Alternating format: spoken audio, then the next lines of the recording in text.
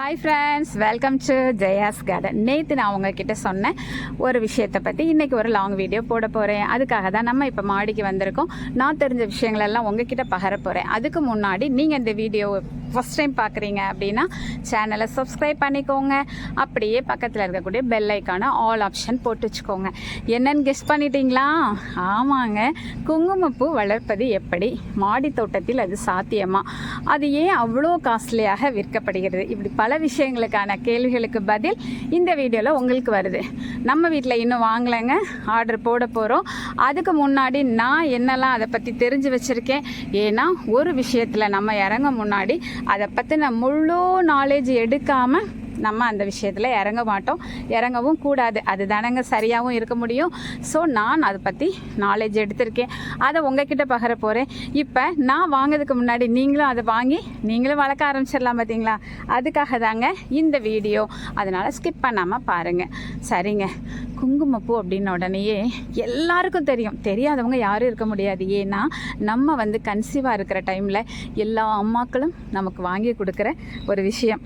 நமக்கும் அது என்னன்னே தெரியாது. ஆனாலும் நம்ம குழந்தை கலரை பறக்கணும் அப்படிங்கிற ஆசையில் நம்ம அந்த குங்குமப்பூவை இத்தினூண்டு இருக்கும், 2000, 3000, 5000ன்னு வாங்கி கொடுப்பாங்க. அதை பாலில் போட்டு நம்மளும் டெய்லி குடிச்சிருப்போங்க.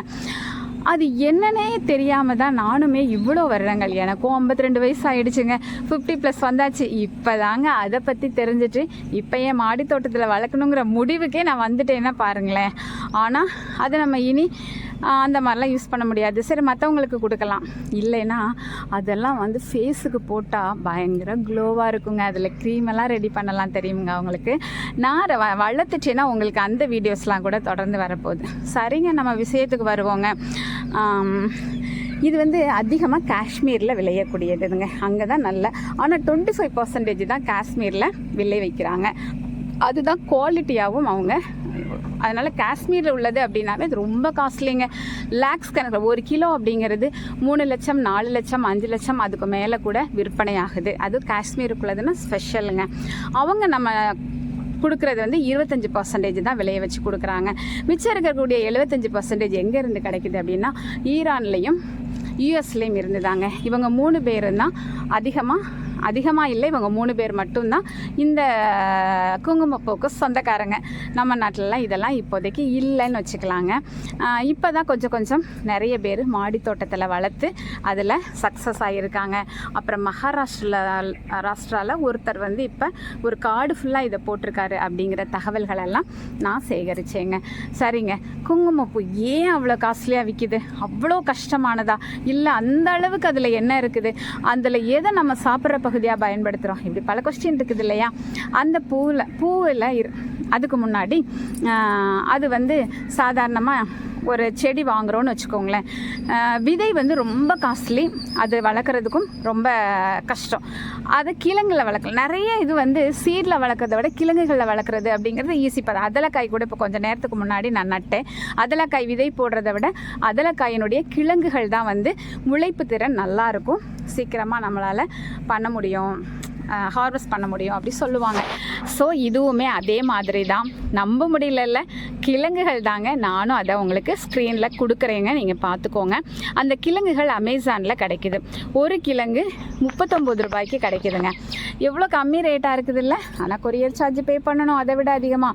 அதான் ஒன்று சொல்லுவாங்க தெரியுமா, நம்மலாம் சாரீ 150 ரூபாய்க்கு கூட சாரீ எடுப்போம், ஆனால் ப்ளவுஸ் தைக்கிறதுக்கு 500 ரூபா 1000 ரூபா செலவு பண்ணுவோம் இல்லையா? அந்த மாதிரி தாங்க இது. ஒரே ஒரு குட்டி கிழங்கு. இந்த கிழங்கு பார்த்தீங்க அப்படின்னாக்க எவ்வளோ தண்டி இருக்கும் அப்படின்னா, ஒரு சிறுகிழங்கெல்லாம் நம்ம விற்கும்ல, ரொம்ப ஹெல்த்தியே இல்லாமல் சீசன் முடிகிற டைமில் விற்கும் பார்த்தீங்களா, தினோண்டு அந்த அளவுக்கு தாங்க இருக்குது. ஒரு நெல்லிக்காய் சைஸ் இருக்குதுன்னு சொல்லலாம், குட்டி நெல்லிக்காய் சைஸ் தான். அந்த அளவு தான் அதனுடைய கிழங்குகள் இருக்குது.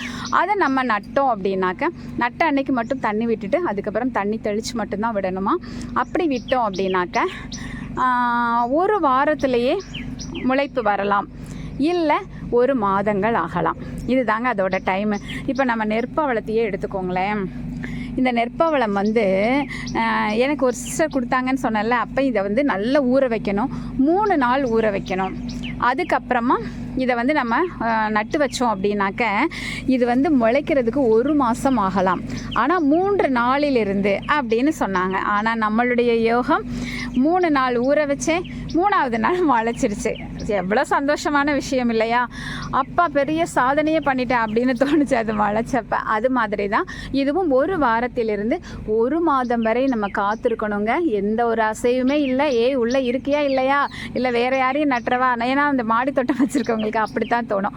வேறு யாரையும் நட்டு விட்டுறலாமா, எதுக்கு வேஸ்ட்டாக தொட்டி கிடக்குதுன்னு தோணும் இல்லையா? அப்படி அது மாதிரி வெயிட் பண்ணணும் நீங்கள் 1 மாதம். சரி, 1 மாதத்துக்கு அப்புறமா அழகாக முளைப்பு வந்துடுவாங்க. ரொம்பலாம் கஷ்டப்பட வேணாம். இதுக்கு வந்து மண்புழு உரம், அது மண்புழு உரத்தை விட தொழு உரம், கொக்கோபிட், மணல், மண் சம அளவு கலந்துட்டு அழகாக வச்சிட வேண்டியதாங்க. இதுதான் இதனுடைய மண் கலவை. அதை வச்சுட்டு வந்தோடனே வந்துருச்சா, அதுக்கப்புறம் நம்ம தண்ணி ஊற்றி அதை பராமரிச்சுட்டே வரணும். அப்பப்போ மண்புழு உரம் மட்டும் போட்டுக்கோங்க. கரெக்டாக 12 வாரம் அல்லது 15 வாரம், அதாவது 3 மாத காலத்தில் இது அழகாக நமக்கு பூக்களை கொடுக்கும். அதனுடைய பூக்கள் நான் ஸ்க்ரீனில் கொடுக்குறேன், பார்த்து ரசிங்க. பர்பிள் கலரில் இருக்குதுங்க, அட்டகாசமான கலர். பூக்களுக்காகவே அப்படி இந்த மாடித்தோட்டம் ஃபுல்லாக வைக்க மாட்டோமா அப்படின்னு கூட ஆசை. வீட்டில் திட்டு வாங்கினேன். அந்த ஒரு பெரிய ட்ரம்மு வாங்கி அதை பாதியாக கட் பண்ணி அப்படியே சுற்றிலும் வச்சு அப்படின்னு வீட்டில் திட்டாங்க. சரி, ஏன்னா மாடி ஏற்கனவே நிரம்பி வழியுது, திட்டு பலமாக இருக்குது வீட்டில். இதுக்கு மேலே ஒன்றும் பண்ண முடியாது, ஏதாவது சின்னதாக தான் வைக்கணும். ஆனால் எதில் வைக்கலாம் அப்படின்னு சொல்லிடுறேங்க. ஒரு சின்ன இந்த மாதிரி ஒரு 15x15 12x12 பேக், அந்த இது கூட போதும். சின்ன தொட்டியில் அழகாகவே வளரும். சரிங்க, இவ்வளோ ஈஸியாக வளர்க்கலான்னு சொல்கிறீங்க, ஏங்க அவ்வளோ காசு அப்படின்னு தானே கேட்பீங்க. அதுக்கு முன்னாடி எந்த மாதத்தில் போடணும்னு ஒரு விஷயம் இருக்கு இல்லையா? ஜூன் டு ஜூலை அதுக்குள்ளே தான் நீங்கள் கண்டிப்பாக போடணும். அதுதான் அதனுடைய விதைப்பு காலம். சரிங்களா? அப்போ தான் நடணும். ஸோ இப்போ நம்ம இந்த நாலேஜ் மட்டும்தான் எடுத்துக்கிறோம். ஸோ ஜூன் மாதத்தில் நம்ம ஆர்டரை போடுறோம், நடுறோம். என்னோட சேர்ந்து நீங்களும் நடுறீங்க. போட்டி தான் யாருக்கு ஃபஸ்ட்டு பூ வருதுன்னு பார்க்கணும். சரிங்களா? எல்லாரும் அதுக்கு ரெடி ஆகிக்கோங்க. சரி, அதுக்கப்புறம் நம்ம ஆகஸ்ட்டில் அது முளைப்பு வந்து அக்டோபர்லலாம் நமக்கு வந்து அழகாக பூக்கள் வந்துடுவாங்க. சரி, பூக்களை அப்படியே நம்ம வந்து எடுத்துக்கிறதா அப்படின்னா, ரெட் கலரில் இருக்குது, நீங்கள் பர்பிள் கலரில் பூ இருக்குங்கீங்க, அது குங்கும பூங்கிறாங்களே அப்படின்னு ஒரு டவுட் வருது தானே. அதில் உள்ள பூக்கள் அவ்வளவுமே நமக்கு வந்து வர்றதில்லைங்க. அந்த பூக்களுடைய நுனியில், எல்லா பூக்களுடைய நுனியிலையும் இப்போ செம்பருத்தி எல்லாத்துலேயுமே இருக்கும் இந்த ஒரு சூலகம் மாதிரி இப்படி நீண்டு, அதில் நான் காமிக்கிறேன் தனியாக, சிவப்பு கலரில் சூலகம் மாதிரி நீண்டு ஒரு பெண் உறுப்பு அதிலிருந்து வருங்க. அந்த பகுதி தான் நமக்கு குங்குமப்பூ. சாதாரணமாக பூக்களில் 1 அல்லது 2 தான் இருக்கும் அப்படின்னு சொல்லி கேள்விப்பட்டிருக்கேன். இதில் 3 இருக்குதுங்க. அப்படி வால் மாதிரி நீண்டு அந்த சுலகம் 3 அதில் இருக்குதுங்க. நான் கரெக்டாக அந்த வேர்டை யூஸ் பண்ணுறேன்னான்னு எனக்கு தெரியல. எனக்கு தெரிஞ்ச அளவுக்கு உங்ககிட்ட சொல்கிறேங்க. தப்பாக இருந்துச்சுன்னா நீங்கள் எனக்கு கமெண்ட் பாக்ஸில் சொல்லுங்கள். நானே இப்போ தானேங்க கற்றுக்கிட்டு தானேங்க உங்களுக்கு சொல்லி கொடுத்துட்ருக்கேன். சரி, அதை தான் நம்ம எடுக்கணும். சரி, அதை வெயிட் பண்ணி இப்போ எனக்கு டைம் இல்லை, வேலை இருக்குது, முடிச்சுட்டு வரேன் அப்படிலாம் இருக்க முடியாதுங்க. அது பூத்து கொஞ்சம் நேரத்துலலாம் ஒரு ஈவினிங் வரும்போதெல்லாம் பார்த்திங்கன்னா அப்படியே அழகாக மூடிக்குவாங்களாம். அதுக்கு முன்னாடி நம்ம அதிலேருந்து ஹார்வெஸ்ட் பண்ணிடணும். அந்த பகுதியை, வால் மாதிரி இருக்கிற அந்த பகுதியை எடுத்து சேகரிக்க ஆரம்பிக்கணுங்க.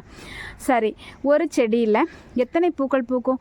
தொடர்ந்து பூக்கள் பூத்துக்கிட்டே இருக்குமா அப்படின்னா கண்டிப்பாக கிடையாது. 4 to 5 பூக்கள் தான் குங்குமப்பூக்கள் ஒரு செடிக்கு வருமா. அப்போது ஒரு செடியில் 4 பூவும் 5 பூவும் வந்துச்சுன்னா 1 கிலோவை சேகரிக்க அவங்க எவ்வளோ கஷ்டப்பட்டிருப்பாங்க.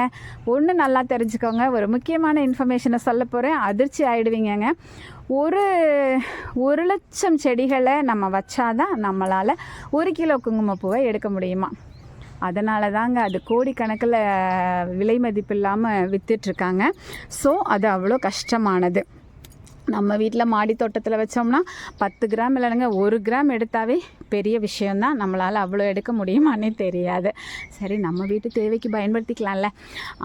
அந்த மாதிரி தான் பண்ண முடியும். அதை எடுத்து நிழலாம் நம்ம காய வச்சுக்கணுங்க. இல்லை நம்ம வந்து அதுக்குன்னு உலர்த்தி இருக்குது பார்த்திங்களா, அதில் போட்டோம் அப்படின்னாக்க ஒரே நாளிலேயே காஞ்சிரும். இல்லைன்னா ஒரு 7 நாட்களில் நம்ம அதை உலர வச்சு பாக்ஸில் போட்டு வச்சுக்கணுமாங்க. இவ்வளோதாங்க இதை பற்றின விஷயங்கள் எல்லாம். இதனால தான் இவ்வளோ காஸ்ட்லியாக விற்கிது. ஆனால் இதை மாடி தோட்டத்திலும் வளர்க்க முடியும் அப்படிங்கிற செய்தியை உங்ககிட்ட இப்போ நான் பகிர்ந்திருக்கேன். நான் ரொம்ப ஈகராக இருக்கிறேன். அந்த ஜூன் ஜூலைக்காக நீங்களும் ஈகராக இருப்பீங்கன்னு நம்புகிறேன். நம்ம அமேசானில் ஆர்டரை போடுறோம். இப்போ வேறு இது போட்டிருக்காங்கங்க, ஆஃபர் போட்டிருக்காங்க. நிறைய கிழங்குகள் எல்லாம் 175 ரூபா அப்படின்னு சொல்லி போட்டிருந்தது. ஸோ இப்போயே நம்ம வாங்கி வச்சுக்கிட்டா கூட நல்லது தானே, முளைப்போடு இருந்துச்சுன்னா அழகாக வச்சிடலாம். எங்கே கிளம்பிட்டீங்க? வாங்கிறதுக்கு அமேசானில் ஆர்டர் போட போகிறீங்களா? நானும் இப்போ கீழே போனோன்னே அமேசானில் ஆர்டர் போட போகிறேன். நம்ம எல்லா வீடுகள்லையும் இந்த மாதிரி புதுசாக நம்ம மாடி தோட்டம் வச்சுருக்கவங்களாம், டெரஸ் கார்டன் வச்சுருக்கவங்களெல்லாம் என்னங்க நினச்சிங்க? நாங்கள்லாம் புதுசாக எதையாவது ஒன்று பண்ணிக்கிட்டே இருப்போம். அதில் எங்களுக்கும் மகிழ்ச்சி, உங்களையும் மகிழ்ச்சியாக்கிட்டே இருப்போம். ஓகேங்களா? அதுக்கு கீழே இருந்து தான் அப்படி கிழங்குகள்லாம் வருமாங்க. நம்ம முடிஞ்ச அதை கூட நல்லா வந்துச்சுன்னா கடவுள் கிருபையில் ஷேர் பண்ணுவோம். ஓகேங்களா? ஓகே ஃப்ரெண்ட்ஸ், இந்த வீடியோ உங்களுக்கு பிடிச்சிருந்தது அப்படின்னா லைக் பண்ணுங்கள், ஷேர் பண்ணுங்கள், மறக்காமல் சேனலை சப்ஸ்கிரைப் பண்ணி தொடர்ந்து உங்களோட சப்போர்ட்டை கொடுங்க. நீங்கள் கொடுக்குற இந்த சப்போர்ட்டும் நீங்கள் கொடுக்குற இந்த கமெண்ட்ஸும் கண்டிப்பாக என்னை ஊக்கப்படுத்தும். அது உங்களையும் ஊக்கப்படுத்துகிற மாதிரி என்னுடைய செயல்கள் எல்லாம் இருக்கும். ஓகேங்களா? Bye friends.